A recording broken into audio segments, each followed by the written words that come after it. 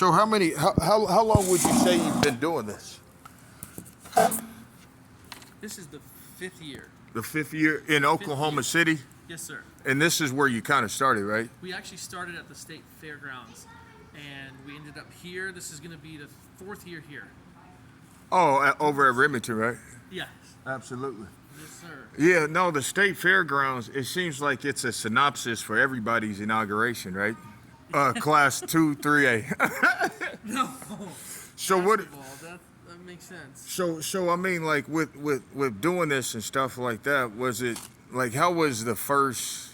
I guess how was the crowd like when you first started the first year? The first year we did it, we actually did it to promote the haunted house, and we weren't planning on making this an annual event, but it was such a big turnout that the fans were asking us to continue doing it. So honestly, it wasn't supposed to be an annual event.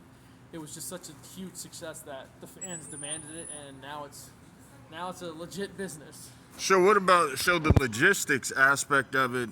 Is a lot of it like intuitiveness, or did you kind of pick up some of the habits of like other pop culture conventions? We literally had no idea what we were doing when we started, and we're learning as we go still today. Hey, that sounds like a political answer. I don't know about that. I'm serious. It's legit. We're learning every year. Mistakes come every year. We fix them and try to capitalize on the next year.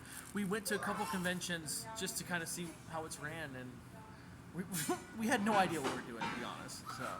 So I mean, in a sense, do you think like this kind of helps out some of the old actors and actresses as far as like what they previously done versus what they're going to do in the future? Yes, these events are lucrative for the actors. They're not making money from their royalty checks, and you can tell with what's going on with SAG right now, you're seeing a lot of that come out. So this gives them a chance to meet their fans in person and make a decent weekend out of it financially. Yeah, and then I mean, more importantly, being able to reach out and touch somebody that was on Miramax Pictures, right? You know what I'm saying? Yeah. So I mean, and so who would you say like, what is like? Do you have a story of some of the most unsuspecting things to happen? At the conventions, I don't know. I don't know. Being a horror convention, you would think crazy things would happen. It'd be wild. But honestly, the fans are fanatics. That's what fan is short for. But they're also they're a respectful bunch of horror fans. So I don't know. Nothing crazy's really happened. Knock on wood. Yeah. But, well, I mean, in Oklahoma, we haven't. People just come here and shoot movies for cheap, and then they just leave us, right? You know what I mean? That's right. But this is very nice because nobody's rushing in the airport. I'm not bothering him. He's supposed to be here signing autographs, right? You know what I mean? Yeah. And then what do you think this does for like younger kids in Oklahoma as far as getting in this type of industry? Giving them a chance to be able to meet people who are on TV or movies, I think just having the chance to actually speak with them and ask their journey and gives them optimism of it's actually possible, to be able to do that. Because most of these people come from small areas like this anyhow. Yeah, I was noticing that last time with the some of the voice actors, and they were going into detail of how they have to have a studio in their house, et cetera, et cetera.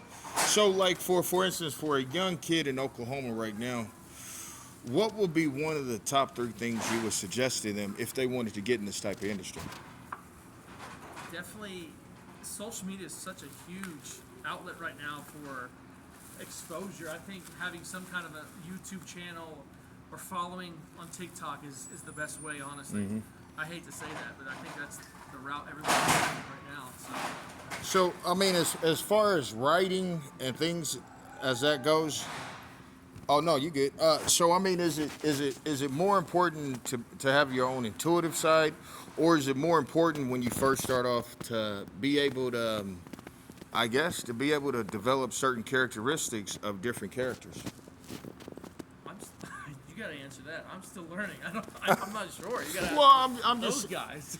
Well, I'm just saying, like, so for instance, we're kind of both just studying monetizations and things of that sort, But I don't know if I trust something where, somebody's still in charge, right? Yes. Yeah, because Google or YouTube has to tell me how many clicks I have, right? That's right. And I don't want to upset anybody historically, but I mean, you kind of get the drift, right? Absolutely. So, we had talked about over the last 3 months as far as like black exploitation films, things of that sort. What do you think the future is on you diving more into that genre? Dive more into that genre.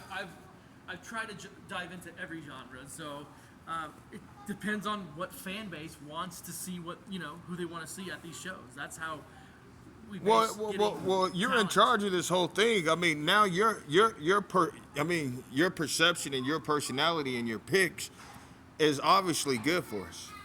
Well, thank you.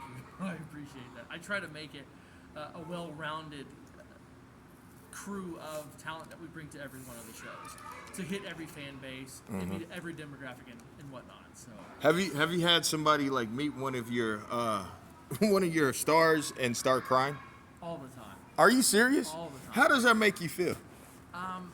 So you're gonna think I'm weird. I'm not. These fans that come, Star Wars, Lou Ferrigno, people like that I work with, I didn't watch those growing up, so I don't understand. I don't understand their fandom because. Oh, I don't know. He didn't. Hey, Lou, that wasn't me, Lou. That wasn't No, me. I'm just saying. So I grew up in Iran, so we Yeah. didn't have that. Yeah. But seeing these fans and then realizing how important they are to the pack. I mean, I remember seeing people cry when they saw Michael Jackson. I was like, wow. Yeah, in the videos, Crazy. never And then I pass out. saw it firsthand, sitting at Yeah. a table with Ray Park, and these fans are just crying, grown men. I realize how important these people are. That's one name. I'm glad you brought Ray. That's one name that's reoccurring out of your mouth is Ray Park. Like, is other than the Star Wars aspect, is there something else he brings to the table? He was a big role in G.I. Joe films. He's Snake Eyes. He was Toad in X-Men. He was the stunt double for Christopher Walken and he was the Headless Horseman stunt double. Angela Jolie's father? Yes. Oh, okay. Yeah, I get kind of confused and stuff. Yeah. Very good. Yeah, so no, this Ray, I'm really looking forward to sitting down with Ray. Is he kind of one of the guys that you work with that you look up to? Absolutely. He is my number one client. I hope nobody else is watching. He's a phenomenal actor. He's a martial artist first. That's how he got his acting start. So this is authentic.